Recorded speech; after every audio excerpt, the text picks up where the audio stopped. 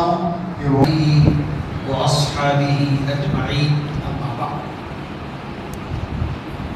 فأعوذ بالله من الشيطان الرجيم بسم الله الرحمن الرحيم إن الله اشترى من المؤمنين أنفسهم وأموالهم بأن لهم الجنة صدق الله العظيم وقال تعالى في شأن حبيبه إن الله وملائكته يصلون على النبي يا أيها الذين آمنوا صلوا عليه وسلموا تسليما اللهم صل وسلم وبارك عليه وعلى آله وأصحابه أفضل صلواتك وعدد معلوماتك وبارك وسلم تقدس معاذ حضرت العلامہ مولانا عبد الحی صاحب قبلہ اور انتظامی کمیٹی کے صدر محترم بالخصوص عزیزان گرامی قدر، یہ جو آج ہم جمع ہیں یہ یوں سمجھے کہ حقیقت میں ہم جمع نہیں ہوئے، ہم کو جمع کیا گیا، چونکہ یہ سعادت اگر ہر کسی کے حق میں ہوتی تو آج ہر کوئی مسجد میں ہوتا اور یاد سید الشہداء امام علی مقام رضی اللہ تعالی عنہ میں ہوتا، لیکن میں صبح سے یعنی فجر سے مختلف راستوں سے گزرتے ہوئے پروگرامز کرتے ہوئے واپس جب ہو رہا تھا تو اتنے پروگرامز اور اتنی توجہ دلانے کے باوجود بھی مسلم معاشرے میں کوئی احساس نام کی چیز نہیں پیدا ہو رہی، شعور آگاہی، باوجود یہ کہ مساجد کے ائمہ کرام، قوم کے خطبائے نظام، ملت کا درد رکھنے والے مساجد کے ذمہ داران اس جانب توجہ دلاتے ہیں، امام صاحب سے، خطیب صاحب سے، واعظین سے رابطہ کر کے، انتظام کر کے قوم میں ایک اچھا پیغام دینا چاہتے ہیں، لیکن قوم میں یہ شعور، یہ احساس، یہ آگاہی دیکھنے کو نہیں مل رہی ہے۔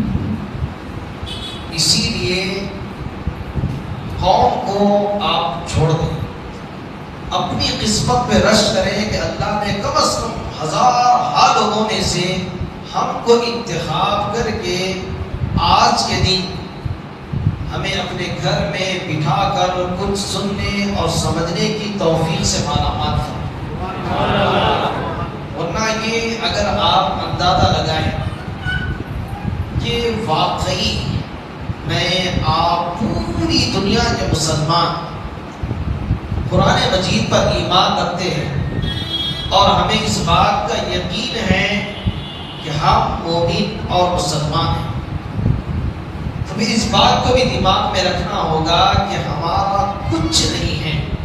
یہ جو آپ وقت دے رہے ہیں، آپ یہ نہ سمجھیں کہ میں نے گھنٹہ، 2 گھنٹے، 4 گھنٹے وقت دیا ہے، مسجد میں بیٹھا ہوں تو لہذا امام صاحب پر میرا احسان ہے، انتظامی کمیٹی پر ہمارا احسان ہے کہ ہم آنے سے جلسہ کامیاب ہوا۔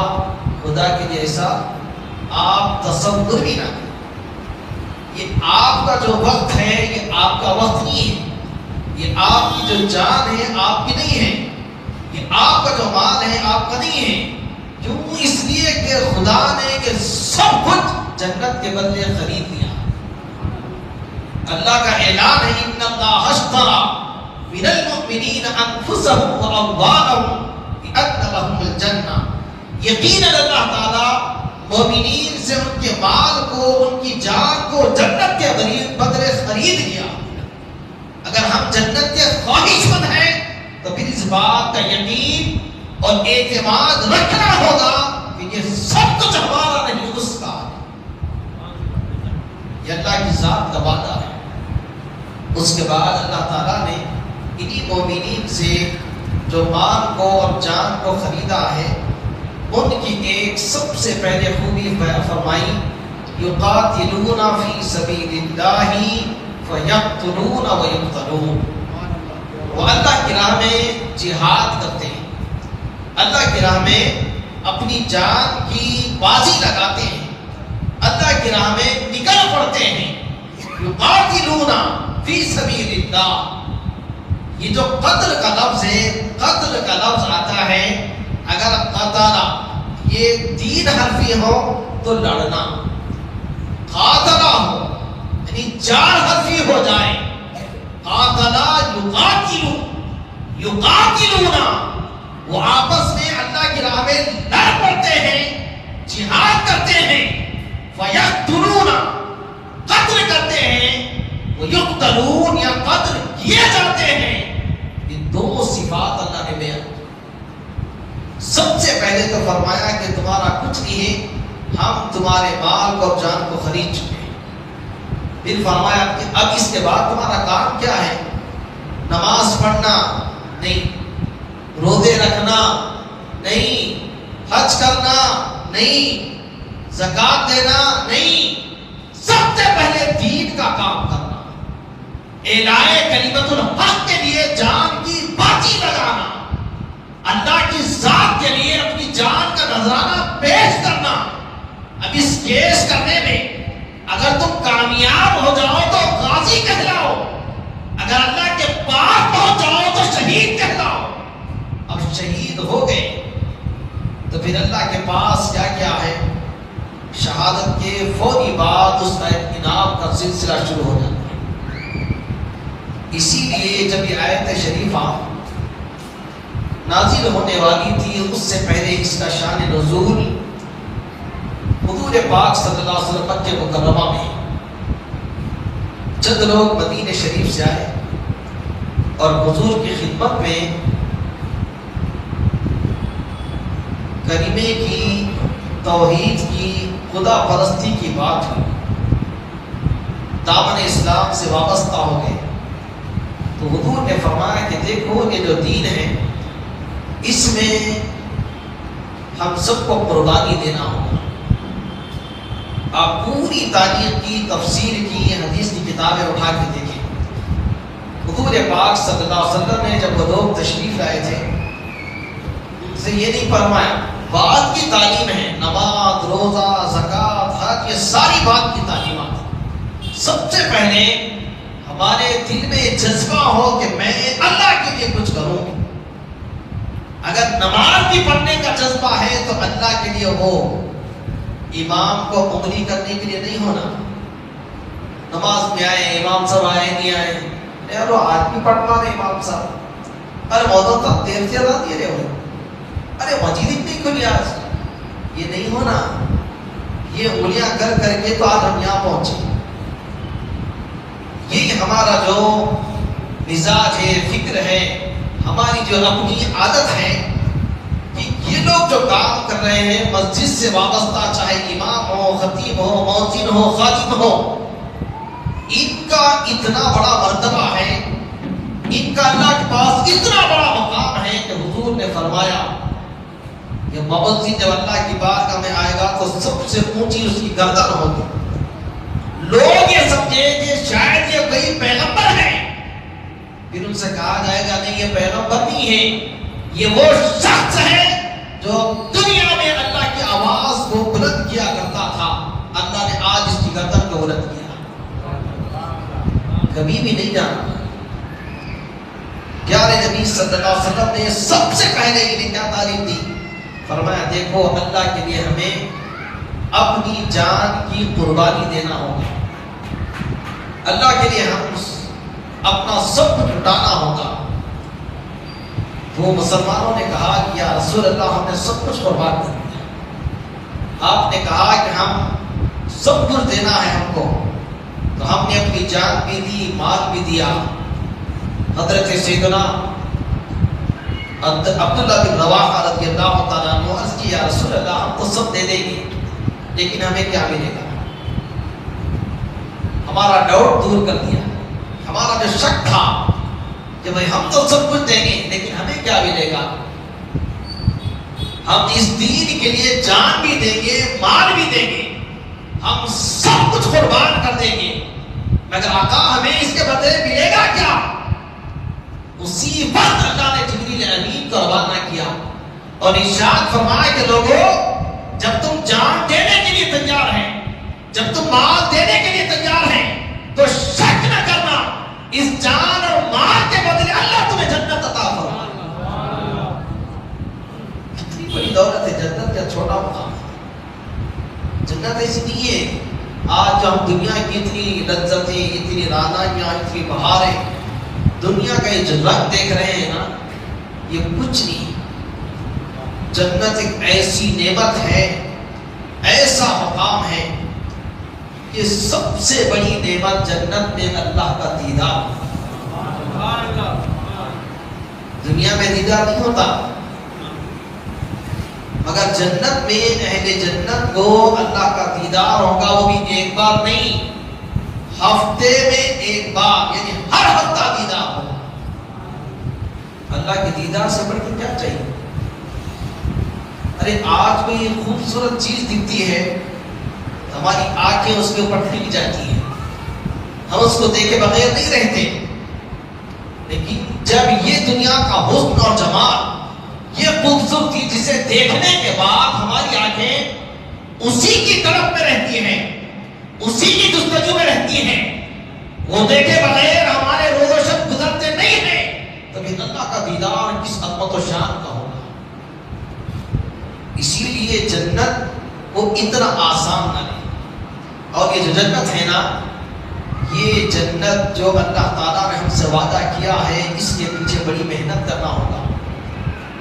یہ جو آج یاد حسین کے نام سے جمع ہیں، وہ حسین جس کو دنیا میں ہی سرکار مدینہ نے، نوجوانوں نے جنت کا سردار قرار دیا، اور ساری بشارتیں اور خوشخبریاں ان کے حوالے سے حضور نے امت میں بیان فرما دی۔ اس کے باوجود بھی امام حسین نے شہادت دی اور یہ پیغام دیا، یہ سمجھایا کہ میرے عاشقوں، جنت یوں ہی نہیں ملے گی، باوجود یہ کہ جنت کی بشارت میرے نانا نے اپنے صحابہ میں بوانے بغل بیان کیا ہے، تب بھی میں اپنی جان کا نذرانہ پیش کر رہا ہوں۔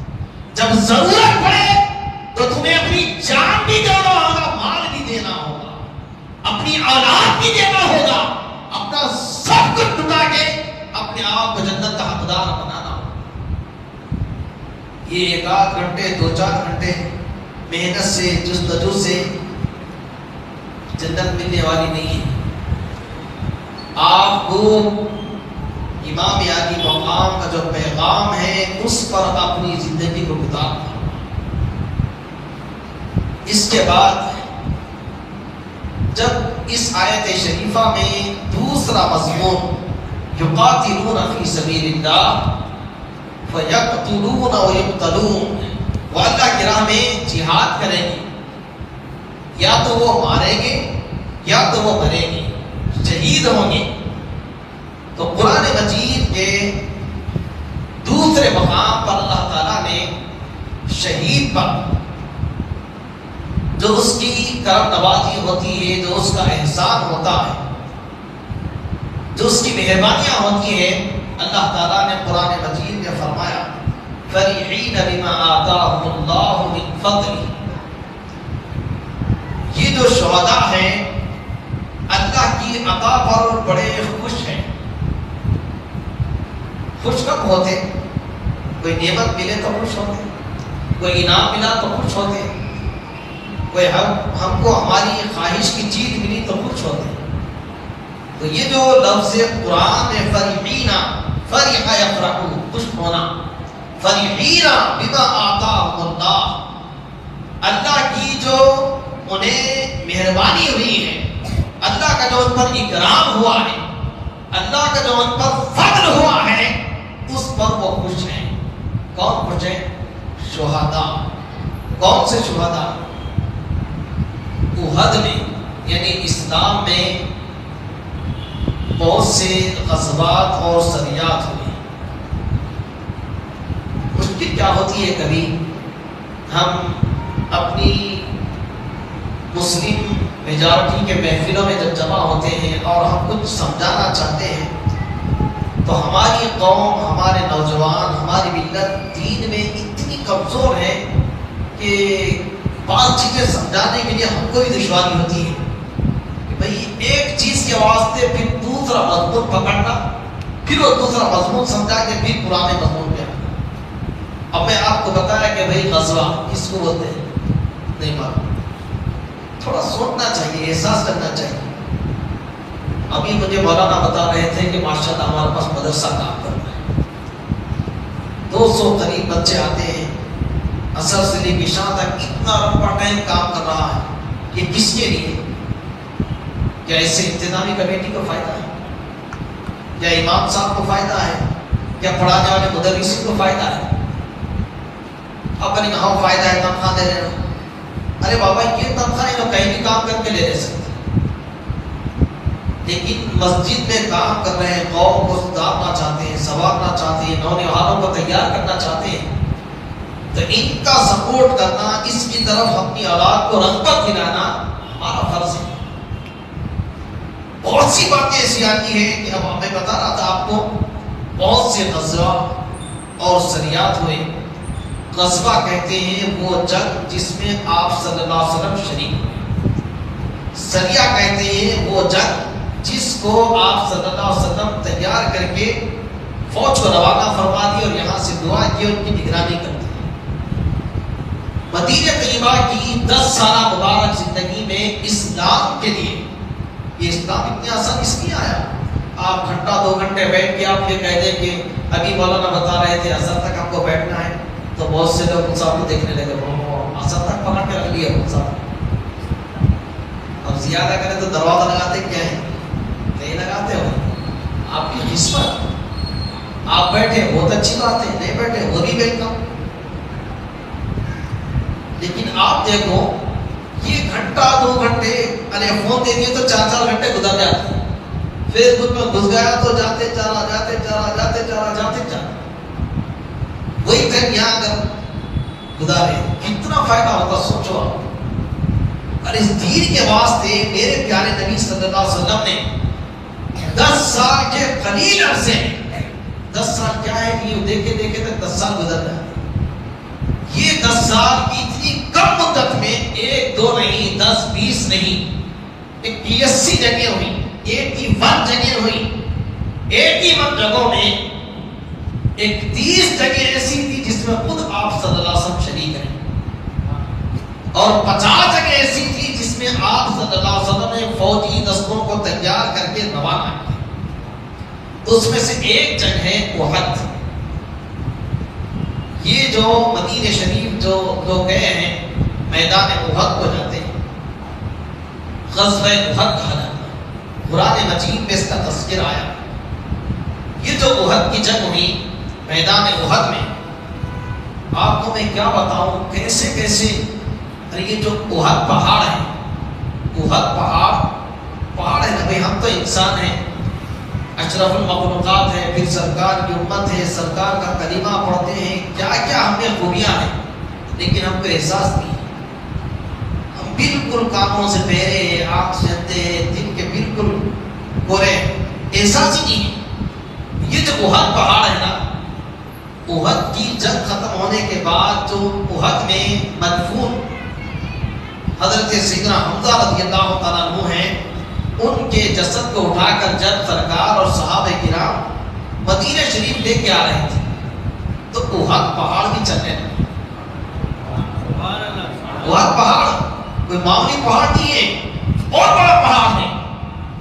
وہ احد پہاڑ چلنے لگا. صحابہ کرام نے عرض کیا یا رسول اللہ، یہ احد پہاڑ ہمارے پیچھے پیچھے آ رہا ہے. حضور نے نظر رحمت فرمائی، کہا رکو. احد نے عرض کیا یا رسول اللہ، آپ کے چچا جہاں رہیں گے میں بھی وہاں رہوں گا. حضور نے ارشاد فرمایا لوگوں، الاحد یحبنا ونحبہ، لوگوں احد پہاڑ ہم سے محبت کرتا ہے، ہم بھی اس سے محبت کرتے ہیں. پہاڑ محبت کریں اور ہم سرکار کے عاشق میں غفلت کی نیند سو رہے. یہ احد کا میدان ہے. یہ جو احد میں جو صحابہ کرام شہید ہوئے، قریب 70 صحابہ کرام شہید، اس میں سرکار کے چچا حمزہ رضی اللہ تعالیٰ عنہ، حضرت سیدنا حمزہ رضی اللہ تعالیٰ عنہ، مصعب بن عمیر رضی اللہ عنہ، ایسے بہت سے صحابہ کرام. تو یہ لوگ جب شہید ہو گئے، شہید ہونے کے بعد اللہ کے پاس جب یہ لوگ پہنچے تو اللہ سے معروضہ کیا، اپنی خواہش، اپنی تمنا. دیکھو شہید مرنے کے بعد بھی ہماری سوچتا ہے. عام آدمی مر گیا، اب میں مر گیا، میں نہیں سوچتا ہوں کہ میرے اوپر اللہ کا کیا انعام ہوا، کیا اکرام ہوا، میں جا کے سب کو بتاؤں گا. عام مرنے والا نہیں سوچتا. لیکن شہید اللہ کے پاس اپنی خواہش، اپنے جذبات، اپنے احساسات سوچتا ہے. عام آدمی کا مرنا الگ ہے، شہید کا مرنا الگ ہے. پھر ایک شہید اس اعلیٰ درجے کے ساتھ مرتا ہے تو امام حسین کی شہادت کی درجے کی اعلیٰ ہو. یہ جو شہداء تھے احد میں، ان کے دل میں یہ خواہش پیدا ہوئی کہ مالک الملک، اے احکم الحاکمین، ہم پر بوقت شہادت تیری جو رحمتیں ہوئی، تیرا جو کرم ہوا، تیرا جو فضل ہوا، ہم اپنے ان بھائیوں میں پہنچانا چاہتے ہیں. ہم اپنے ان بھائیوں کو بتانا چاہتے ہیں جو شہید ہو کر دنیا میں رہے. شہید ہو کر ہم آئے اور وہ نہیں آئے، وہ شہید نہیں ہوئے. لم یلحقوا بہم، سب تو آئے تھے لیکن ہم شہید ہوئے، وہ غازی ہوئے. اور بعد شہادت کے ہم پر جو تیرا کرم ہوا اور تیرا جو فضل ہوا، تیری جو عنایتیں ہوئی، وہ ایسی عنایتیں ہیں، ان عنایتوں کو ہم اپنے ان بھائیوں تک پہنچانا چاہتے ہیں جو شہید نہیں ہوئے، ہمارے پیچھے رہ گئے. یہ شہید کی سب سے پہلی آرزو ہے، شہید کی سب سے پہلی خواہش ہے. کیوں شہید مرتا ہے نا، وہ اللہ کے لیے مرتا ہے. جب وہ جان دیتا ہے تو اس پر ایسے ایسے اللہ کے احسانات اور کرم نوازیاں ہوتی ہیں کہ بے شمار کرم نوازیاں ہیں. وہ سب سے پہلے چاہتا ہے کہ میرا بھائی بھی شہید ہو. ہر مسلمان شہید ہو، ہر مومن شہید ہو. کیوں عام مومن کی موت مرنا الگ ہے، شہید کا مرنا الگ ہے. شہید کی سب سے پہلی خواہش ہے کہ بھائی سب شہید کی موت ہو. کیوں؟ اس لیے کہ اللہ تعالیٰ کی جو اس پر اکرامات اور مہربانیاں ہوتی ہیں بے شمار ہیں. تو سب سے پہلے شہیدوں نے جو آرزو اور تمنا ظاہر کی، اور خدا عشق کے مالک ہمیں اس بات کی اجازت دے کہ ہم اپنے بھائیوں کو یہ بشارت دیں. قرآن مجید اٹھا کے دیکھیں آپ. وَيَسْتَبْشِرُونَ بِالَّذِينَ لَمْ يَلْحَقُوا بِهِمْ. یستبشرون، وہ لوگ یعنی جو شہید ہوئے، وہ اپنے ان بھائیوں کو خوشخبری دینا چاہتے ہیں، بشارت دینا چاہتے ہیں جو ان کے پیچھے رہ گئے، یعنی شہید نہیں ہوئے. تو یہ جو بشارت دینا، خوشخبری دینا شہید چاہتے ہیں، اللہ نے فرمایا کہ دیکھو نہیں، ایسا نہیں ہوگا، بلکہ تمہاری خواہش کو، تمہاری آرزو اور تمنا کو میں قرآن کی شکل میں اپنے حبیب پر اتارتا ہوں تاکہ صبح قیامت تک تمہاری خواہش باقی رہ جائے. اگر تم جا کر خواب میں بتاؤ گے، تم جا کر کسی کے خواب میں اللہ کے انعامات اور اکرامات کو ظاہر کرو گے، تو ایک خواب رہ جائے گا اور جو دلوں میں محفوظ رہے گا اور ختم ہو جائے گا. یہ تمہاری قائد جو میں قرآن کی شکل دے دوں تو صبح قیامت تک باقی رہ جائے. کتنی بڑی بات، شہید کی خواہش کو اللہ نے قرآن کی آیت بنا دی. سب سے پہلا شہید پر جو احترام ہوتا ہے کیا ہے؟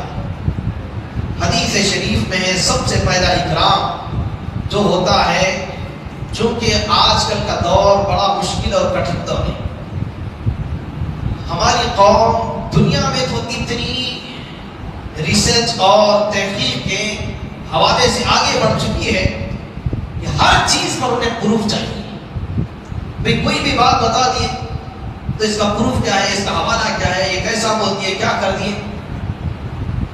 یہ ہمارا مزاج ہو چکا ہے. تو میں آپ کی خدمت میں بنا پروف اور دلیل کے بات نہیں کرتا. سب سے پہلے شہید جب اللہ کے لیے اپنی جان دیتا ہے، میدان کارزار میں اترتا ہے اور لڑتے لڑتے جب شہید ہوتا ہے تو عام مومن کے ساتھ جو حال ہے وہ شہید کے ساتھ نہیں ہے.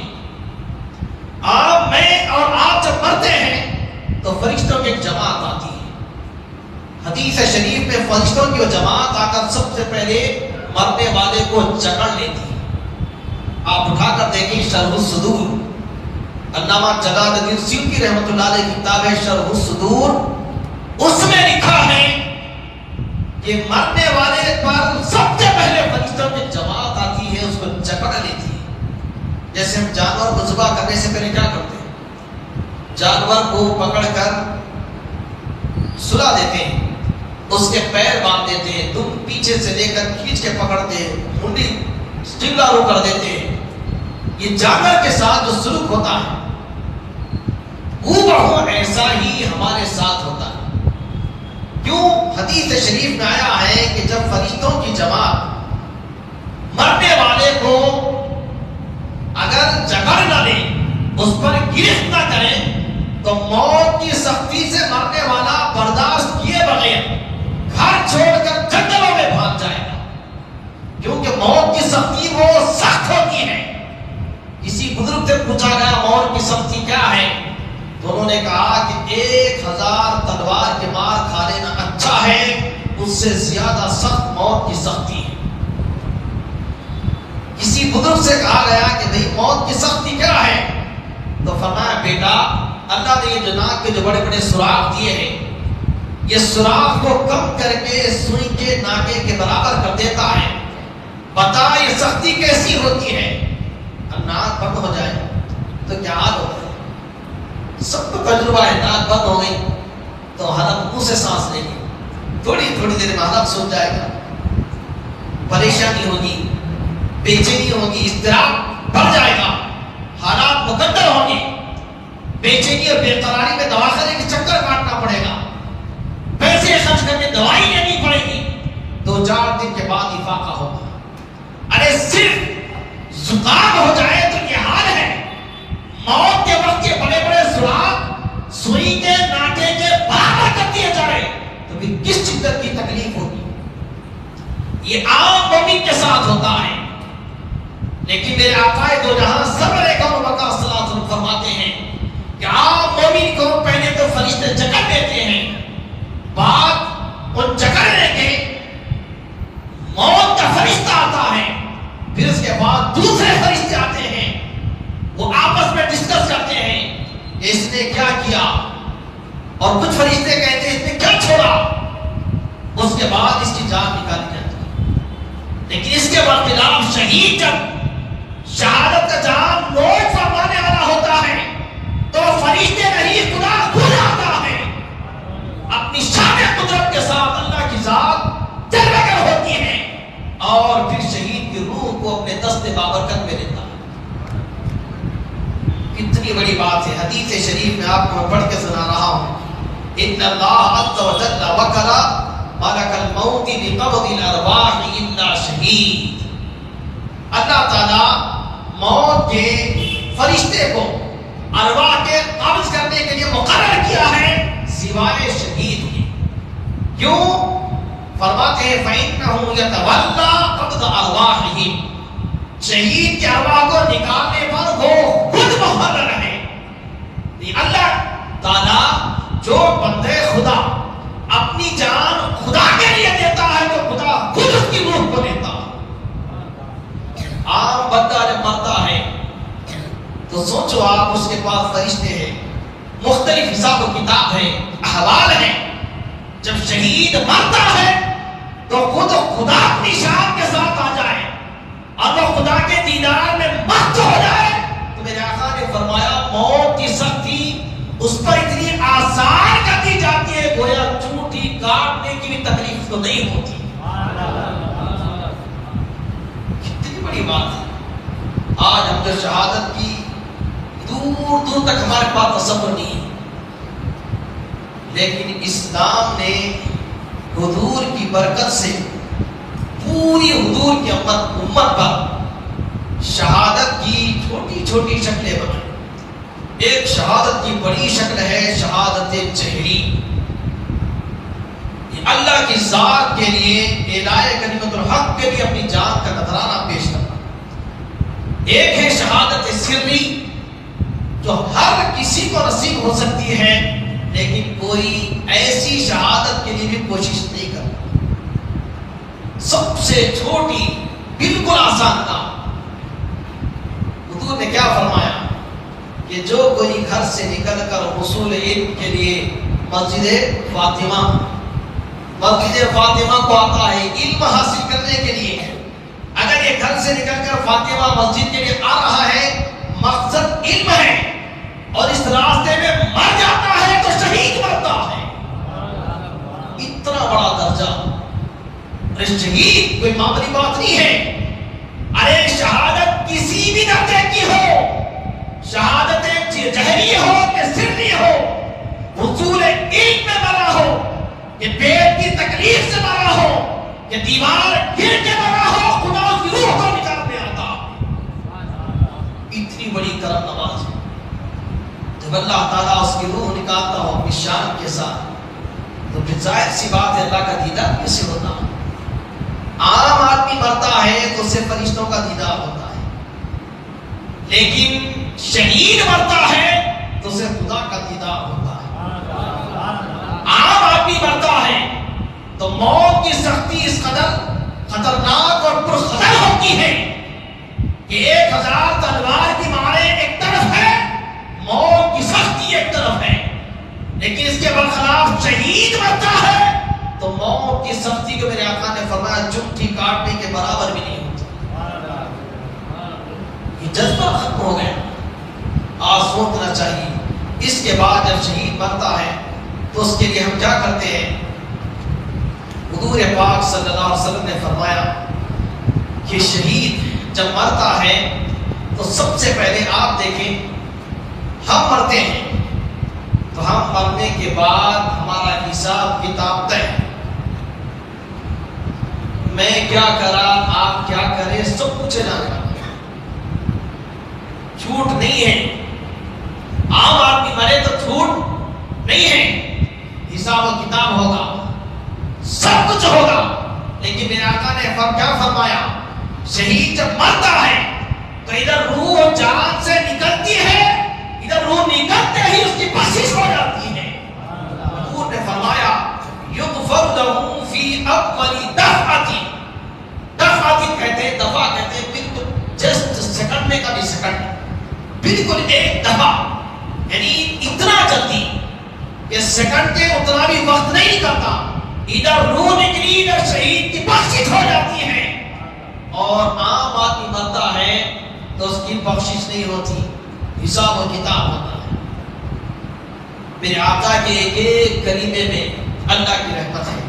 حضور نے کیا فرمایا کہ یغفر لہ فی اول دفعۃ، شہید جو مرتا ہے تو دفعۃ اس کے اللہ بخشش فرما دیتا ہے، اور پھر اس کے بعد جب بخشش ہو گئی تو عام آدمی مرتا ہے تو اس کو غسل دیا جاتا ہے، کفن پہنائی جاتی ہے، اسے پھر اس کی قبر میں رکھا جاتا ہے۔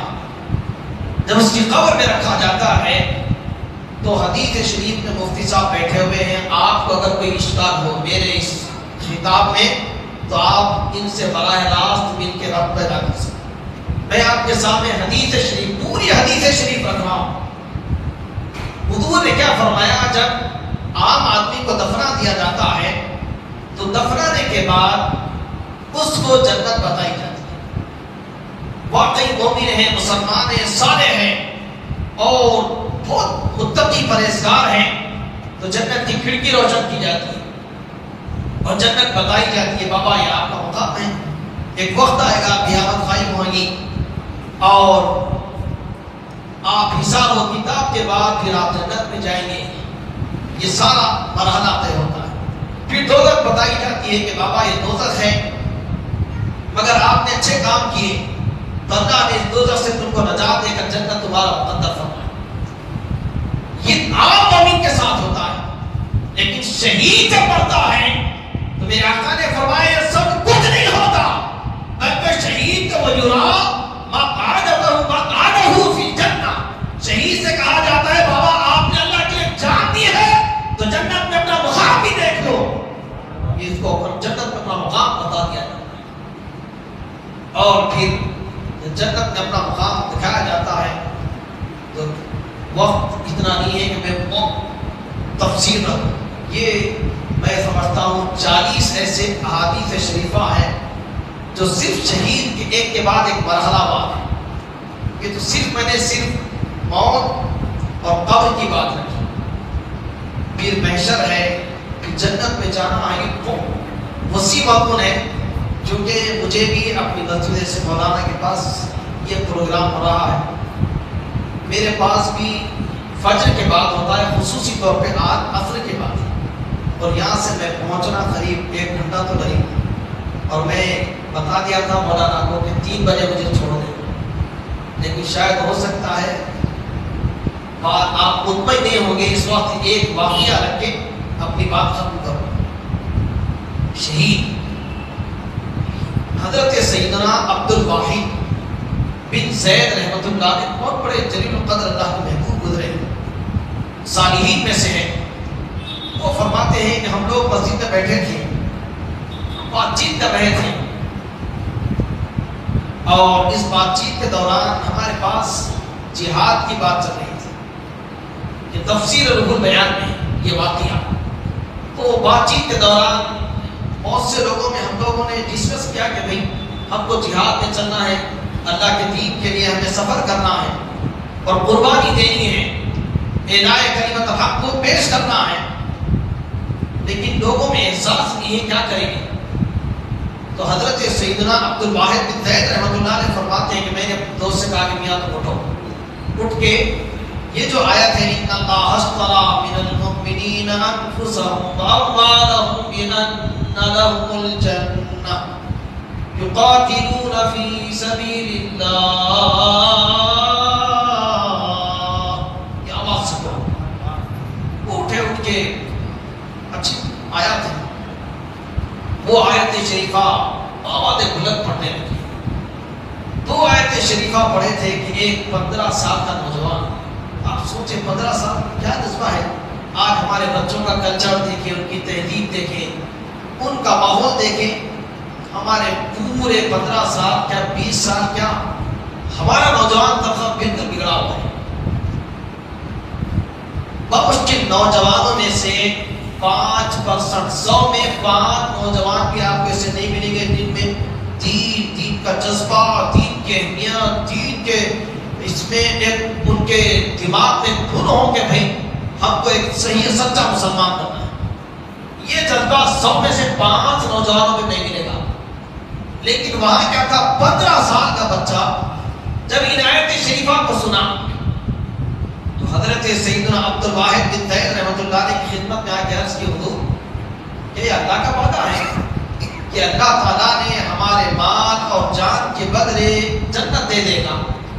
تو اللہ نے فرمایا، وہ بزرگ فرمائے کہ بابا میں نے قرآن پڑھا ہے، یہ قرآن کی آیت ہے، اللہ کا وعدہ سچا ہے، اور اللہ نے اس آیت میں فرمایا ومن اوفا، اللہ سے بڑھ کے اپنے وعدے کو وفا کرنے والا کون ہو سکتا ہے؟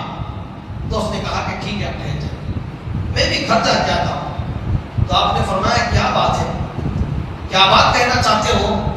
تو اس نے کہا کہ میرے والد کا انتخاب ہے اور مجھے والد کے ترکے میں بہت سارا مال آیا، میں وہ سارا کا سارا مال لے کر اور خود اپنے آپ کو آپ کے حوالے کر دوں گا اللہ کے، اور آپ کے ساتھ جنگ میں شریک ہو جاؤں گا۔ آپ نے فرمایا بیٹا بھی آپ کی ایج کیا ہے؟ آپ کے خاندان ہیں، آپ کے سرپرست ہیں، آپ کے بڑے چھوٹے ہیں، جاؤ ڈسکس کرو، مشورہ کرو، کوئی اور بھی ذمہ داری ہوگی۔ اس نے کہا کہ نہیں، یہ سب آپ کو بتانے کی ضرورت نہیں ہے، آپ نے اللہ کا کلام سنایا، میں نے اپنے آپ کو اور اپنے مال کو اللہ کے ہاتھ پر بیچ دیا۔ عبد الواحد رحمۃ اللہ علیہ فرماتے ہیں کہ ہمیں حیرانی ہوئی، یہ نوجوان کیا عجیب نوجوان ہے کہ ہم میں اتنا جذبہ نہیں ہے، اس میں اتنا جذبہ ہے۔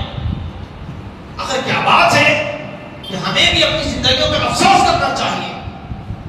اس کے بعد یہ نوجوان گیا، گھر سے ڈھیر سارا مال اور خود اپنے آپ کو لا کے آپ کے حوالے کر۔ وقت آیا، سارے لوگ جنگ کے لیے نکل گئے، نکلتے میدان کارزار میں پہنچے۔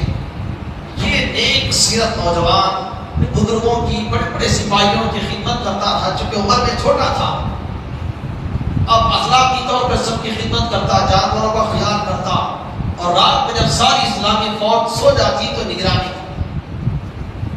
دوران نگرانی ہر رات جاگا کرتا، مسلسل جاگتے جاگتے دین کا غلبہ ہوا اور آنکھ لگ گئی۔ آنکھ لگتے ہی اس سے ایک بزرگ آئے اور انہوں نے ہاتھ پکڑ کے کہا کہ بیٹا ساتھ چل۔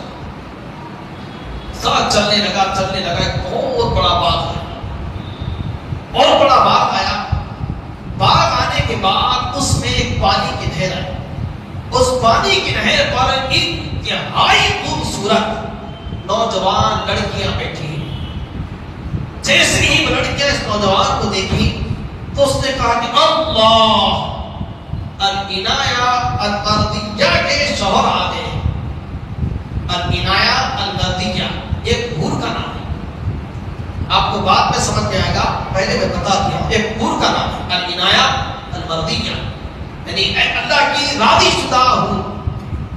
یہ لڑکیاں کہنے لگی کہ العنایہ المردیہ کے شوہر آ گئے۔ تو اس نوجوان نے کہا کہ بھئی عنایہ مردیہ کون ہے؟ تو اس نوجوان خوبصورت لڑکیوں نے کہا کہ ہم ان کی نوکرانیاں اور باندیاں ہیں، وہ ہماری ملکہ ہیں۔ پھر وہ بزرگ میاں آگے چلو، پھر آگے لے گئے، پھر ایک باغ، بہت شاندار باغ، اور اس میں دودھ کی نہر ہے، اور دودھ کی نہر پر یہ لڑکیوں سے مزید خوبصورت اور حسن و جمال کی پیکر ایسی جمیل اور خوبصورت لڑکیاں ہیں کہ جنہیں دماغ میں تصور بھی نہیں کیا جا سکتا۔ وہ لڑکیاں وہاں پہ بیٹھی ہیں، وہ مجھے جب دیکھی تو انہیں بھی خوش ہو کر مچل لے کر کہنے لگی کہ مبارک ہو، عنایہ مردیہ کے شوہر آ گئے۔ یہ پریشان ہو کے کہا کہ بھئی عنایہ مردیہ ہے کون؟ وہ کہنے لگی کہ وہ ہماری ملکہ ہے، وہ ہماری سردارہ ہے، ہم اس کی نوکرانی اور باندیاں ہیں۔ پھر آگے سفر ہوا، پھر اس سے شاندار بات آئی۔ پھر وہاں پہ میں نے دیکھا کہ ایک شہد کی نہر ہے، اور یہ نہروں کا ذکر قرآن میں ہے۔ سورہ محمد میں اللہ تعالیٰ نے نہروں کا ذکر کیا، دودھ کی بھی ہوگی، پانی کی بھی ہوگی، شہد کی بھی ہوگی۔ ایسا یہ بھیگم بھاگ نہیں ہے، یہ جو بزرگان دین کو خواب پڑھتے ہیں حقیقت ہوتے ہیں۔ قرآن میں اس کا تذکرہ، شہد کی نہر دیکھی، اور اس نہر پہ اس سے زیادہ خوبصورت لڑکیاں۔ وہ لڑکیاں جب انہیں دیکھی وہ خوشی سے مچل گئی اور فوری اٹھ کے کھڑی ہو گئی، اور کھڑی ہو کے کہنے لگی مبارک ہو، عنایہ مردیہ کے شوہر آ چکے ہیں۔ یہ پریشان ہو کے پوچھا کہ بھئی عنایہ مردیہ ہے کون؟ کہا کہ وہ ہماری ملکہ ہے، سردارہ ہے، اب ان کی نوکرانی اور باندیاں ہیں۔ کہا کہ آپ قریب آ چکے، آگے چلیں۔ جب پھر آگے بڑھے تو ایک پردہ تھا، وہ پردہ جیسے ہی ہٹایا گیا تو اس پردے کے اندر ایک تخت ہے، اور اس تخت پر ایک جنت کی سب سے اعلیٰ حور بیٹھی ہے، اور اس کا نام عنایہ مردیہ ہے۔ وہ اٹھ کے کھڑی ہو گئی اور کہی میرے سر کے تاج میں آپ کے انتظار میں تھی۔ یہ نوجوان کہتا ہے کہ خدا کی قسم میں نے ایسی عورت کا تصور کبھی دنیا میں کیا ہی نہیں، اور آپ کو معلوم ہے اگر میں کیا بتاؤں بولو، بہت سی چیزیں آتی سمجھانا سمجھ میں نہیں آتی۔ یہ داڑھی سفید ہو گئی لیکن وہ کیسا سمجھیں گے، کیا کریں گے؟ دین میں ہم لوگ یہ سب دیکھیں، نالج، اسلامک نالج بھی پیدل ہے، کہ بہت مشکل ہو جاتی سمجھانے.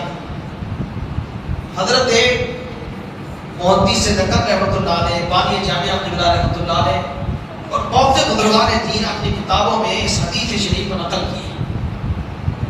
اور حضرت بانی جامعہ رحمۃ اللہ علیہ مقاصد اسلام میں نقل کیے ہیں کہ جنت کی ایک حور ہزارہ پردوں میں سے اگر دنیا پر اپنی ایک جھلک اگر دنیا پر ظاہر کر دے جنت کی حور، تو پوری دنیا اس کی دیوانی ہو جائے گی. اس کا حسن وہ ہوتا ہے وحور عین کأنہ لؤلؤ مکنون. کیا ہے اس کا ترجمہ بھی آپ سمجھا نہیں سکتے. ایسا تصور کہ یہ سب مرنے کے بعد پورے پردے اٹھنے والے ہیں. اسی لیے سابق کے مسلمان دنیا کے لیے نہیں جیے، آخرت کے لیے. امام یعنی مقام میں اتنی بڑی قربانی کیوں دی؟ ان کو پتا ہے کہ دنیا کیا ہے، ہیچ ہے، یہ خیر خانہ ہے، یہ گندگی کی جگہ ہے، یہ فانی ہے، وہ باقی ہے. تو یہ فانی دنیا میں عاشقان حسین کے نام حسین نے پیغام دیا کہ بابا یہ سب چھوڑو، ادھر کا رخ کرو، وہاں پہ سب کچھ ہے، یہاں کچھ نہیں ہے. یہ یزیدی سلطنت، یہ یزیدی دباؤ، یہ سب ختم ہو جائے گا. یہ تاج بھی اتر جائے گا، یہ تخت بھی نیچے سے ہٹ جائے گا، یہ ساری دنیا فنا ہوگی. یزید کو بدنامی کے ساتھ یاد کیا جائے گا، حسین کو نیک نامی کے ساتھ یاد کیا جائے گا. اللہ پر یہ العنایہ الوردیہ جب یہ نوجوان نے دیکھا اس پہ فدا ہو گیا. اور وہ نوجوان کہتا ہے کہ خدا کی قسم اس کو دیکھنے کے بعد میری بے چینی کا حال یہ ہوا کہ میں اس کے تخت کے قریب گیا اور اس کے قریب بیٹھنا چاہا. تو اس نے کہا کہ دیکھو ابھی میرے قریب نہ آنا، جاؤ پہلے جامع شہادت نوش کرو، اس کے بعد پھر آنا، میں تمہاری زوجہ ہوں، میں تمہاری بیوی ہوں. یہ کہتے ہی وہ نوجوان کہتا ہے کہ خدا کی قسم میری اسی وقت آنکھ کھل گئی. آنکھ کھلتے ہی وہ نوجوان کی زبان پہ آ گیا جیسے آج ہمارے نوجوانوں کا ہاتھ بگڑے ہوئے. ایک آدھ پٹی پسند آ گئی، فیس بک پہ، ٹویٹر پہ، کہیں سے بھی لنک مل گئی، فیک ویڈیو سے دیوانہ ہو جاتا. چھپے سے نہ تو بیٹھ hi hello hi hello hi hello. ارے بیوقوف ہے، کیا مزاج ہے، کیا نوجوانوں کی فکر ہے، کیسی صحبت ہے، کون سمجھائے گا. ارے دنیا ہے رے بابا. یہ دیکھ یہ نوجوان کے قسمت پر رشک کر، جب اس نے ایسی اعلیٰ حور کو دیکھا تو یہ اس کے عشق میں محبت میں اتنا گم ہو گیا کہ وہ نیند سے بیدار ہوتے ہی عنایہ مردیہ عنایہ مردیہ عنایہ مردیہ کہنے لگا. سارے لوگ بولے کہ یہ نوجوان بیچارہ اس کا کام ہو گیا، دیوانہ ہو گیا. آیا تھا اچھا مال لٹا دیا، دولت لٹا دیا، جان کی بازی لگانے کی بات کی، خدمت کرتا رہا، لیکن عین جنگ کے وقت اس کا ذہن بدل گیا اور یہ بالکل پاگل اور مجنون ہو گیا. اس کو کیا ہوا پتا نہیں. لوگ آپس میں یہ کہنے لگے اور یہ دیوانہ پھرتا پورے میدان کی چکر لگاتا عنایہ مردیہ عنایہ. یہاں دیکھیں یہ پیپر آئے ہیں، اگر دیکھے جاؤ تو وہ سامنے دیکھے چل جاتے. عنایہ مردیہ عنایہ. عاقل کا بزرگ رہا اتنا کیا ہے رہے، سب شک کر رہے، پریشان ہے تیری طرف سے، تو کیا نیا تماشا کر رہا گروڑ میں. اللہ کے لیے لڑنے آیا نہیں، کیا کرنے آیا ادھر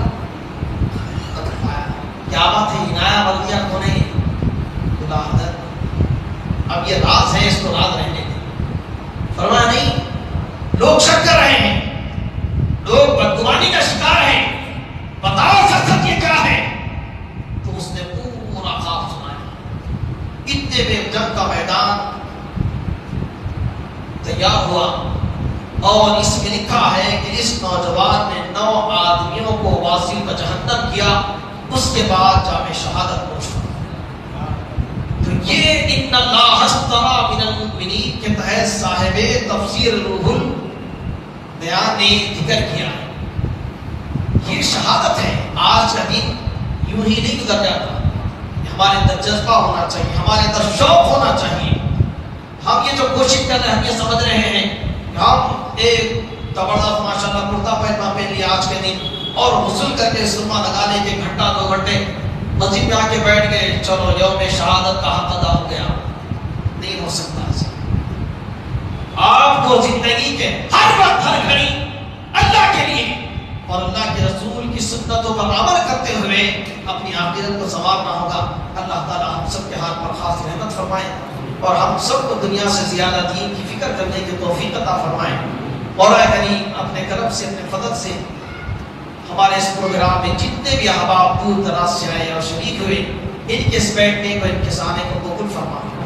اور انتظامیہ نے جس جلسے کا انعقاد عمل میں لایا, مزید قوت اور حوصلہ ان کے بعدوں میں عطا فرما. اے اللہ مختلف پروگرامز کے ذریعے اپنے قوم میں ایک نئے انقلاب کی کوشش کرنے کا جذبہ عطا فرما. اے اللہ ایمان کی زندگی, ایمان کی موت عطا فرما. وقت یقین ہم